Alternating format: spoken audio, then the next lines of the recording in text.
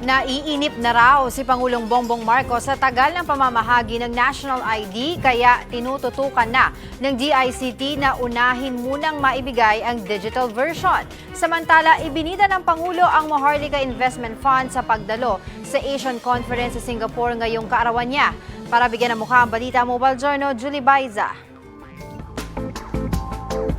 Kasabay ng kanyang kaarawan, nasa Singapore na si Pangulong Bongbong Marcos para dumalo sa 10th Asian Conference na inorganisa ng Milken Institute.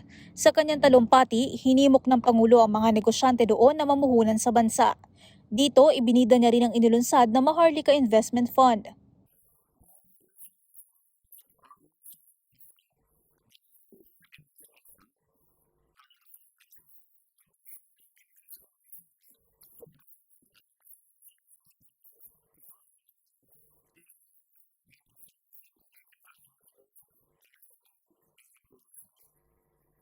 Tinalakay din ni Pangulong Marcos ang iba pang mga patakaran ng administrasyon na makaeengganyo sa potential investors.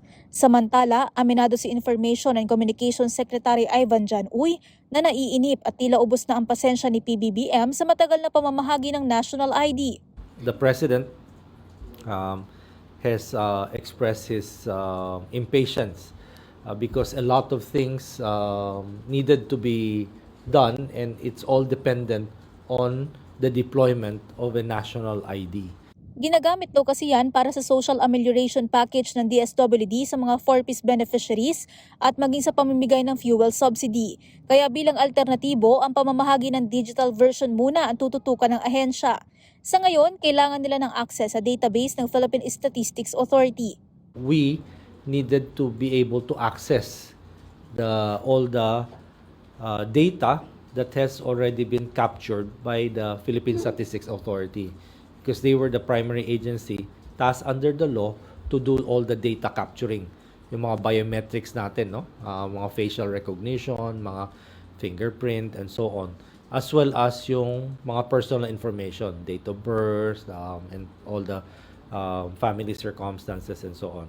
Target ng DICT na maging available ang digital ID sa eGov app ng pamahalaan para sa karamihan ng mga Pinoy sa darating na Disyembre.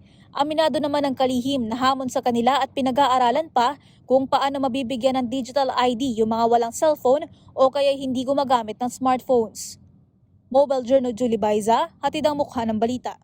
Gusto mo bang lagi kang updated sa mga balita? Aba, ay simple lang. Mag-subscribe ka na dito sa 1PH. I-click mo lang ang subscribe button at notification bell para hindi ka nahuhuli sa mga balitang dapat mong malaman.